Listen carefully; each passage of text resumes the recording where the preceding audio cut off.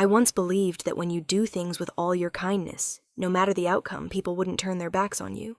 I thought that way until one Monday evening in early April, when my younger sister sent a group message, reminder kitchen blessing ceremony, immediate family. And right after my mother texted me privately, "We want to do it without you." I still remember that moment clearly. My phone screen lit up on the kitchen table in my small Seattle apartment. I was about to brew tea in the middle of a long workday. The message came without warning, no hint, no reason. I couldn't believe my eyes. I read it again, then a second time. The feeling wasn't like anger. It was something quieter, like touching a door you always thought was wide open, only to find it had been locked from the inside for a long time. I stood there for a few minutes, holding the cold phone, as if grasping something my heart no longer recognized. My name is Isabel, 33 years old, living alone in a 2-bedroom apartment in North Seattle's suburbs. I work in data analysis for a mid-sized tech company, not flashy, but enough to live comfortably. I'm not married, no kids, and maybe because of that I became the dependable daughter in my family's eyes. Over the years, I grew used to late-night emergency calls, urgent texts about bills it's critical, dear pleas from my mother, and quiet requests from my sister. I never truly said no. Not because I didn't know how, but because I thought if not me, then who? My family lives about an hour's drive away, in an old house in suburban Kent.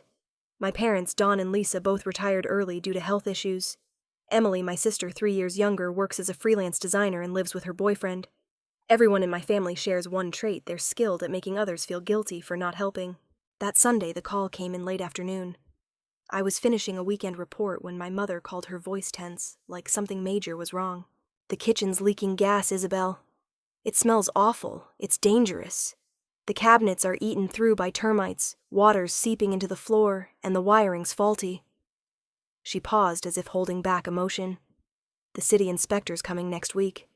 If we don't fix it now, we'll face heavy fines." I asked immediately, "How much do I need to help with?" She hesitated, then said quickly, "About $8,600. But if we act fast, it might be less. We just need a deposit by Monday." That evening, my father called to confirm the amount.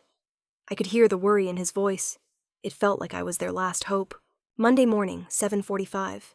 I transferred $8,600 in one go through the bank to a third-party account my father provided. No contract, no conditions. I just thought, I'm their daughter. I'm doing this because I can. And then, silence. That entire week I didn't receive a single thank you. I didn't need formalities or a movie script, but not even a simple "thanks, you made this happen." Instead, Emily sent the family group chat a few texts. Demo day ordered new cabinets with photos of flipped wooden boards and exposed pipes. I didn't reply, partly because I thought they were busy, partly because I felt empty. Not about the money, but about being invisible. I didn't demand recognition, but I didn't expect to be ignored. I didn't tell anyone, but a strange feeling started growing inside me. Something like doubt. Like I was playing a role in a play where the script had changed without my knowledge. Friday evening, Emily sent photos of the nearly finished kitchen. I still didn't respond. A question lingered in my mind.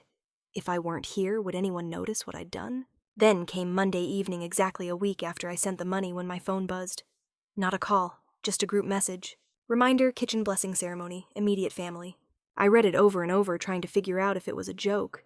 But less than 2 minutes later, my mother texted me privately. "We want to do it without you." No explanation. No hint that I'd done anything wrong.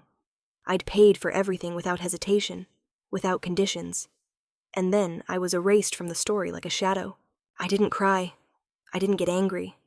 I just felt an emptiness settle in my chest, like someone had pulled the last brick from a wall that had been crumbling for years. I didn't sleep that night. I lay staring at the ceiling, replaying every time I'd been there: when Emily couldn't pay rent, when my parents needed car repairs, when my father's hospital bills nearly bankrupted them. I never refused. Not once. And now I was excluded from the party I'd paid for. I didn't call back. I didn't text. I didn't demand an explanation. I just opened my phone, logged into my bank account, and checked the transfer status. Luckily, the payment hadn't fully cleared. Only a portion had gone to the contractor. The rest was still pending verification because the contractor hadn't submitted all the paperwork. I froze the remaining funds. Then I called the contractor. "Stop all work starting tomorrow morning," I said, my voice steady. I'm the one paying, and I no longer agree to continue. I heard banging on my door at 7:12 a.m. Not a gentle knock. It was pounding fast, firm, furious, like if I didn't open it, someone would kick it down. I didn't need to check the peephole to know who was there. My father's voice roared through the wooden door like a storm unleashed in the hallway. Isabel opened the door. The inspector shut down the project. What did you do? I opened the door. Not rushed, not afraid. He stood there face flushed, clutching a rolled-up paper. I guessed it was a city notice. Sweat beaded on his forehead, his eyes wide with anger or shock. Probably both. I looked at him for a few seconds and said only one thing. I know. I'm the one who withdrew my name from the permit. That sentence hit like a slap without raising a hand. My father froze, unsure how to react. I continued, my voice slow and resolute.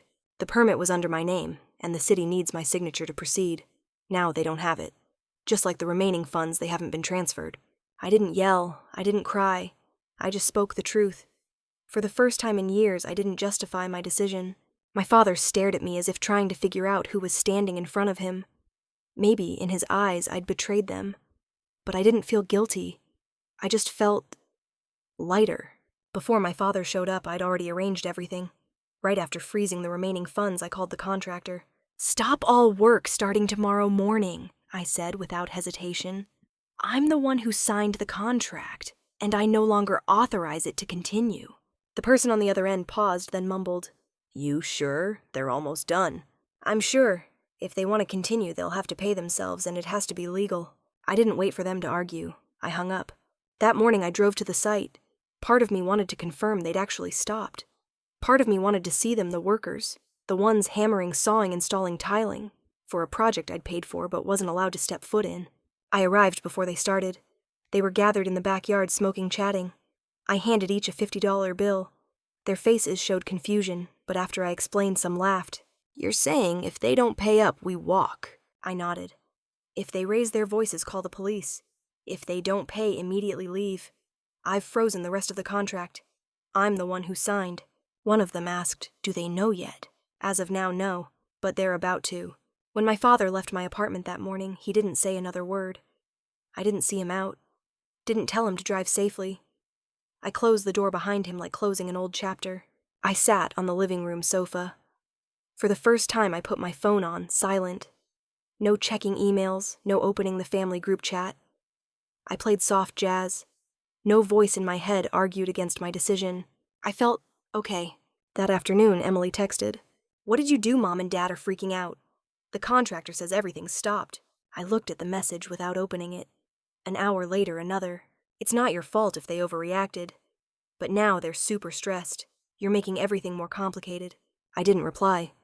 I knew if I did, I'd be sucked back into the old cycle, explaining soothing, apologizing for daring to protect myself. I hadn't done anything wrong. I just stopped paying for a play I wasn't cast in. The next day, I heard my parents scrape together cash to cover the rest. Nearly $300. Small bills withdrawn in batches. A worker texted me he was sweating furious, but pulled out stacks of 20s like he was settling a blood debt. I nodded. Not happy, not sad. It was their responsibility to bear. For the first time, they didn't have me to fall back on. I sent a short message to the contractor. "From now on, all dealings are between you and Dawn. I'm completely out of the project." They replied, "Understood. Thanks for being upfront."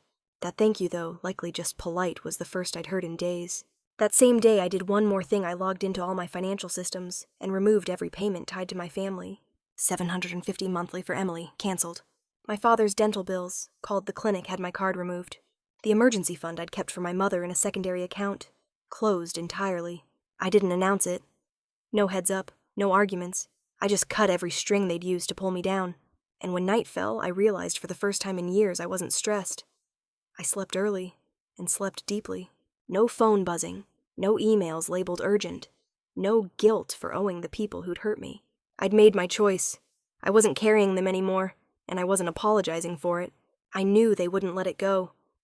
I knew more texts would come, more blame, maybe even new schemes to pull me back. But I also knew if I didn't draw a line now, I'd forever be stuck in a nameless role, daughter-provider, the child who never learned to say enough.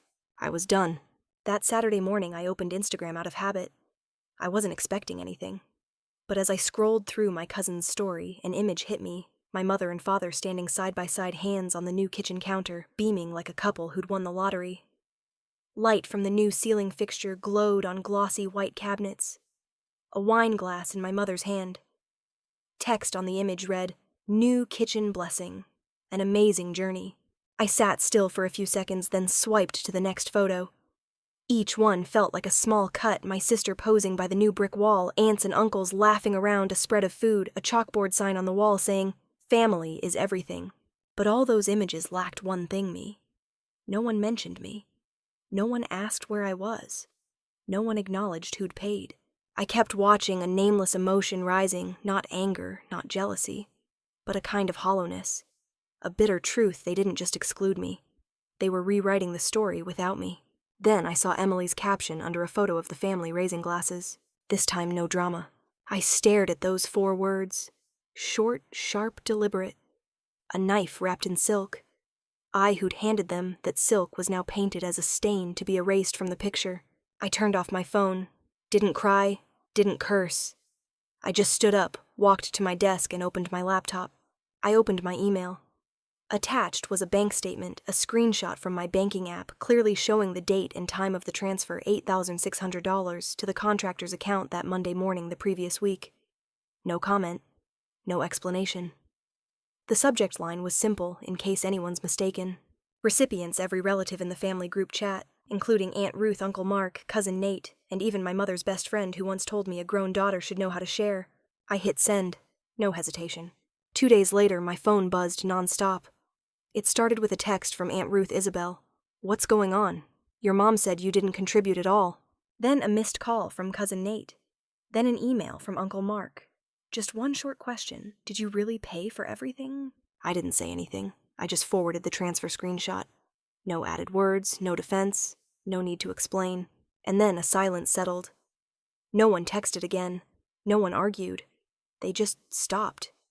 As if everyone was digesting something they'd swallowed without chewing the truth. I didn't feel smug. But I saw one thing clearly lies might fool others, but the truth doesn't need to shout. That afternoon I did one more thing. Partly for principle, partly for justice. I called the city's building permit office. I didn't lie. I just asked lightly, almost innocently, "Hi, I have a question. If the person named on a building permit withdraws mid-project, and the work's partially done, would there be a re-inspection?" The person replied, mildly curious, "Usually yes. The permit needs updating. If it's not under the right name, the completed work gets re-inspected." I followed up, "What if cash was paid without a clear contract?" They paused, then said, "We don't handle tax issues, but it might need reporting to the relevant agency. Want to connect with the inspection department?" I nodded as if uninvolved. I was transferred. After a few questions, I ended the call with one line, "I just want to ensure everything at 312 Voss Street is up to code." Wednesday morning, I got word from an old neighborhood acquaintance. They texted, "Isabel, looks like inspectors showed up at Dawn and Lisa's this morning. Heard there's a technical issue they're reviewing the entire electrical system." I didn't feel happy or sad. But I felt it was fair. My family had gone too far to build a kitchen on lies, and now they faced the shaky foundation they'd laid. That evening I heard my father's voice in a voicemail. His tone wasn't angry anymore. It was a mix of frustration and collapse. He said, "Isabel, you're ruining everything. The inspector's demanding we redo the electrical. They say without a certified engineer we'll be fined. Why are you doing this? Is this revenge?" I didn't call back. I wasn't doing it for revenge. I was doing it to break free. I'd be the obedient child quietly paying and shouldering their mistakes. Thursday morning my mother sent a long text. It began with, "I didn't think you'd go this far." Then the familiar lines, "Family doesn't abandon each other. You're destroying everything we built." I read to the last line where she wrote, "I don't recognize you anymore. You've changed." I stared at those words. You've changed. And I thought, Mom, I haven't changed. I've just stopped pretending. I set the phone down, didn't reply. I didn't need to justify that I was still Isabel, the one who paid, who stayed silent, who sacrificed. But now I was also Isabel, the one who knew she deserved respect. I turned off my phone. It rained that day. But inside me, for the first time in years, everything felt clear, like the sky after a storm. I knew they'd try to reach me again. They'd blame, scheme, maybe even spin new stories to salvage their cozy family image. But what they didn't grasp was that when I stepped out of my role, their stage lost its audience. I remember that Monday morning the third week after the kitchen drama erupted. I woke early, not to an alarm, but because I'd actually slept enough. No jolting awake to a missed call, no dreaming of bills, no echo of my mother's voice in my head. I know you're busy, but I sat by the window with a coffee sunlight threading through the blinds like delicate strings. And I began, not with anger, but with clarity. First was the $750 monthly transfer to Emily. I wasn't sure if she'd told her boyfriend most of her rent came from me. I didn't care anymore. I opened my banking app, found the payment history, and tapped cancel recurring. No dramatic music, no moral pop-up. Just, are you sure you want to cancel? I chose yes. Next was my father's dentist. They'd saved my card for split payments. I called their office, polite but firm. Please remove my card from the file. I'm no longer responsible for the charges. The nurse hesitated and asked, "Does Don know?" I said, "He does now." Finally, I accessed the linked secondary account I'd set up for my mother. I'd kept a few hundred there monthly, a so-called emergency fund, but really a safety net they always expected, without asking if I was falling. I closed the account. Permanently. And then, I sat back, like I'd just unhooked countless chains from my body. No applause rang out, but inside me was a nameless relief. I was no longer the unconsulted pillar in a house leaning toward false ambitions. 3 days later, I got the first text. From my mother. "I know we messed up. But why cut everything off? I raised you for years. Don't you feel any responsibility?" I read it over and over. Each time I felt myself step further from the old story. I used to feel guilty for disappointing her. Used to wake at night to check my bank account for enough to cover hospital prepayments, car repair advances, overdue utility bills. Used to skip buying a winter coat to help Emily with rent. I'd done it all to hold on to a bond I thought was family, but this time, I didn't reply. Not because I had nothing to say, but because I knew if I did, I'd be dragged back into the old spiral. Explain. Be refuted. End with, "I'm disappointed in you." I didn't want to repeat that pattern. I chose silence. A deliberate silence. With boundaries. With lines. After my mother's text came days of quiet. No one called me. No one texted. No more urgent family group messages. Aunt Ruth stopped sending photos of her blooming orchids. My cousin quit tagging me in silly stories. That feeling, if it were last year, would have made me anxious. But now I felt peace. I started painting again. An online watercolor course I'd saved 3 months ago but never dared start because of family matters. I tidied my kitchen, made lasagna from my grandmother's old recipe. I went for walks, no backup charger for what if Mom calls. I bought a new notebook, jotting down what I truly liked for the first time in years. It wasn't rebellion. It was a return. To myself. But I knew a silence too long with people used to controlling others' emotions would sound an alarm. The 4th week, I got a message from an old friend of Emily's. A simple text. "Isabel thought you should know. Emily lost her contract. She's looking for a place to stay. They can't afford rent anymore."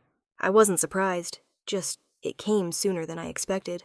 Emily freelanced, relying on short-term gigs and personal referrals. I'd paid her rent on time for 2 years while she focused on her portfolio.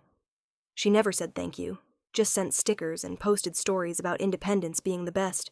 I sat with that text for a few minutes. My mind flashed to little Emily crying when friends stole her toys, but the first to tear her birthday cake to share with the class. My sister once had a heart, but growing up in a house accustomed to dodging responsibility, she'd learned someone else would always handle it. I didn't reply, but I knew Emily would come to me soon, and this time I also knew I wouldn't save anyone who wouldn't swim for themselves. That afternoon I brewed black tea and sat on my balcony. I watched the late-day sunlight fall across the trees opposite.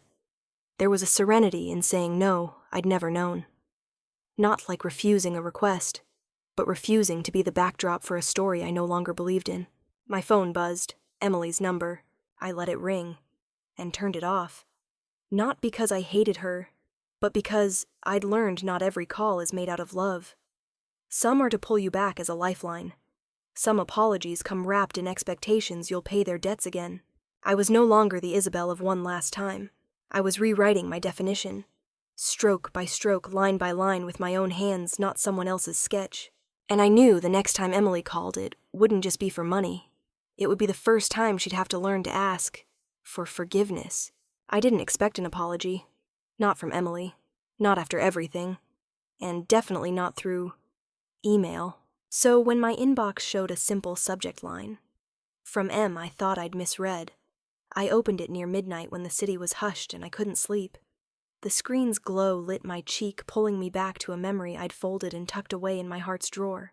The email was long. Not flowery. Not embellished.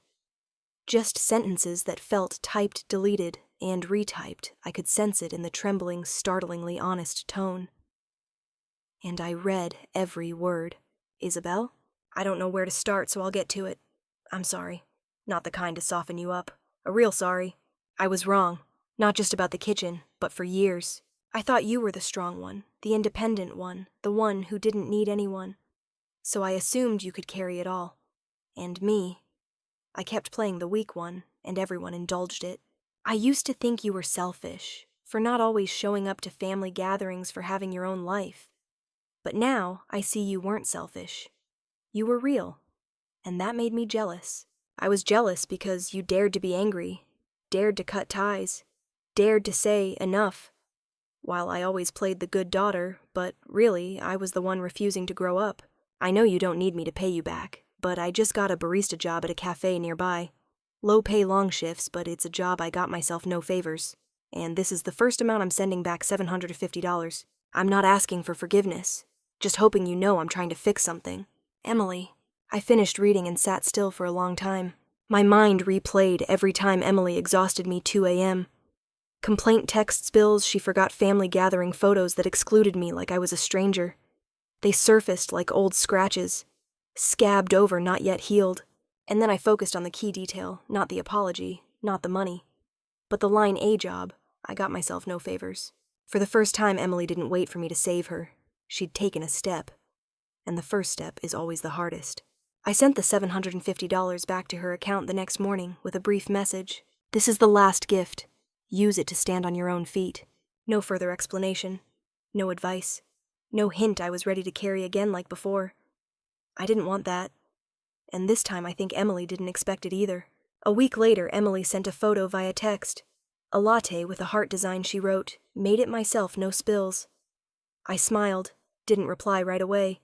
But hours later, I texted, "Looks better than the one I made sophomore year." She sent a crying, laughing emoji. We started talking again. Not much, not often, but sincerely.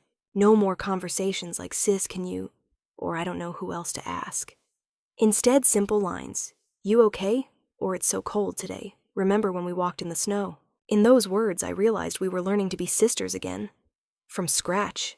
Not based on roles. Not demands. Not burdens.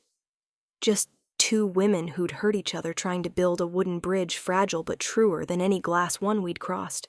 I also got a handwritten letter from Emily 2 weeks later. Partly, I think, to ensure I'd read it, knowing I sometimes skip long emails.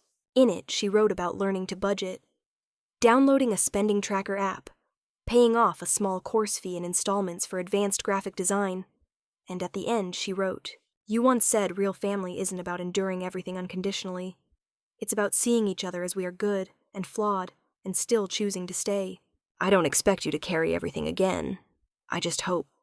If I ever do something you're proud of, you'll be there to see it." I folded the letter, keeping tears at bay. Not from pain, but from relief. My family hasn't fully changed. My mother hasn't apologized. My father stays silent as if ignoring it will make it fade. But this time, I don't need their change to feel whole. I don't need validation anymore. I don't need to be called the sacrificial daughter. I'm no longer the one they can call any time to patch holes they made. I've learned that true family isn't flawless. It's family that owns its mistakes and moves forward, not passing blame. It's not a full return, but a choice to stay, knowing the other ones hurt you. One evening, Emily and I video called, not to ask for money or favors, just to talk. Mid-call, she hesitated. "Sis, will I ever be enough for you to trust again?" I looked at the screen. The sister who'd once choked me with frustration, now fumbling like a child learning to speak truth. I didn't answer right away, just nodded lightly and said, "I trust you, but this time I'm letting you build it. No one holds it for you but you." She nodded, her eyes bright, like seeing the moon for the first time not through glass. When I ended the call, Seattle's light rain tapped my window like a whisper. I made hot cocoa, and inside no anger boiled, no pain simmered. I knew I was truly free on an ordinary morning. No big event, no late apology text, no desperate call. Just me, waking up slowly, opening the curtains, pouring water into the kettle, and realizing 2 months had passed and no one in my family had called. Not a calculated silence waiting for me to cave. A deeper quiet, the kind where those who'd manipulated, disappointed, and judged you finally realize they no longer have that power. I didn't feel victorious. I didn't find joy in the silence. Instead, I felt one thing: peace. I heard about them through others. A friend of my mother's, her old Bible study partner, sent a short text. Heard your sister moved back with your parents. They're selling old stuff to pay debts. They're quieter on social media lately. Days later, an old friend of Emily's sent a screenshot of my sister's deactivated social media account. No more weekend brunch photos. No more dog by the window. Just gone. I also heard they sold the wooden dining table our family used since I was a kid. The table where I learned to draw, did math homework, secretly wrote letters to a middle school friend. It was a wooden memory. Now an old item in some stranger's warehouse. My father's pale gray sofa, the one no one but him could sit on, was gone too. Those weren't just possessions. They were symbols. The foundation of a family I'd lived in, but never truly belonged to. And hearing they were sold, I didn't feel regret. Didn't feel smug. I just felt lighter. Like I'd quietly removed another brick from the wall that had caged my heart for years. I started living, not to prove anything, but truly living. For the first time in over a decade, I signed up for a pottery class. My hands were clumsy clay, cracked at the edges, glaze bled unexpectedly. But I didn't care. Each touch of clay felt real. Felt like creating something not for praise, not for use, just to exist as itself. I started writing. Not work emails or reply texts, but a personal journal. Every night I wrote 3 things: what I felt today, what made me smile, and one thing I told myself. Some nights a line, others 3 pages. But no night was skipped. I grew plants. A small basil pot on the windowsill. A lavender bush on the balcony. I cooked. Read novels. Played instrumental music instead of self-help podcasts. I learned to live without bracing for the next demand, without reserving cash for family emergencies. I breathed deeper, slept soundly, and most importantly, I stopped feeling guilty for living for myself. Sometimes at the supermarket, I see daughters guiding their mothers through aisles, giggling together, or sitting across from each other at cafes, eating and chatting with laughter. In those moments, a part of me still stings, not from envy, but because I once dreamed of that. I thought, if I'm good enough, successful enough, give enough, Mom will be proud, smile, tell relatives, that girl's the daughter anyone would want. I did it all. I waited. And then I understood some dreams don't come true, not because you're lacking, but because you're dreaming of someone who doesn't exist. Then one midweek day, I got a text from my mother. The first in nearly 3 months. No greeting, no opener, just one line. Do you still think you're a good person, letting your family suffer like this? I stared at it for a long time. Not because it hurt, but because it was familiar. Mom was still Mom. Still believed others hurt her. Still didn't own her part. Still saw me as the betrayer, not the daughter who'd silently endured for years. I didn't reply. I didn't need to prove I was good. I used to think good meant enduring. Never refusing. Quietly helping, waiting for a nod of gratitude. But now I know being good isn't never saying no. It's saying enough to protect yourself from being drained dry. I'm no longer the shadow at the family's edge waiting for recognition. I am me. And for the first time, I don't need anyone to define that for me. Maybe after all the turmoil and hurt, what brings me the most relief isn't retaliation or winning, but learning to set boundaries clearly, firmly, and with love for myself. This story isn't just about money, a kitchen, or a fractured family. It's about trust choices and the value of someone who decides not to be exploited under the guise of blood obligation. I share this not for judgment, but to remind us that sometimes silence is the bravest act, and kindness shouldn't be a burden. If this story resonates with you, even a small part, I hope you'll share your thoughts below. Tell your own story if you wish, and follow the channel for more raw slices of family hurt and healing. Because, perhaps in these deeply personal moments, we find ourselves relating to each other more than ever.